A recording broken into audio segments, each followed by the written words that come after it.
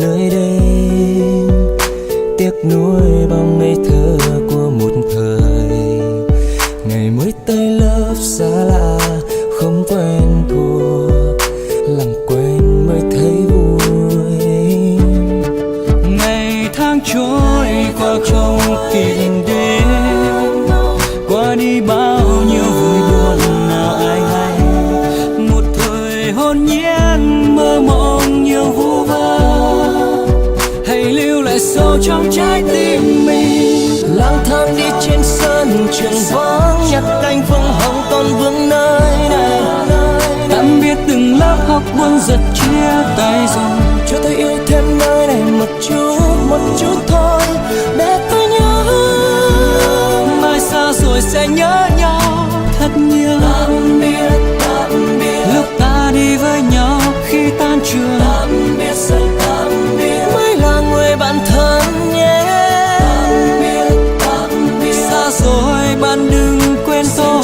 Tạm biệt rồi tạm biệt nhé nơi này bye bye. Khi vé rộn ràng khắp sân trường, là hè đến mang theo nỗi buồn hàng ghế đá.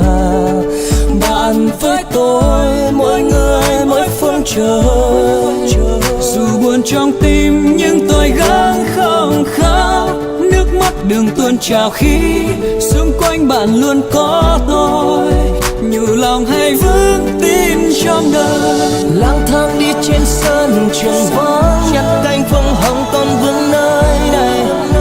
Tạm biệt từng lớp học buồn giật chia tay rồi, cho tôi yêu thêm nơi này một chút thôi để tôi nhớ. Mai xa rồi sẽ nhớ nhau thật nhiều. Tạm biệt lúc ta đi với nhau khi tan trường. Tạm biệt rồi tạm biệt, mới là người bạn thân nhé. Tạm biệt xa rồi bạn đừng quên tôi.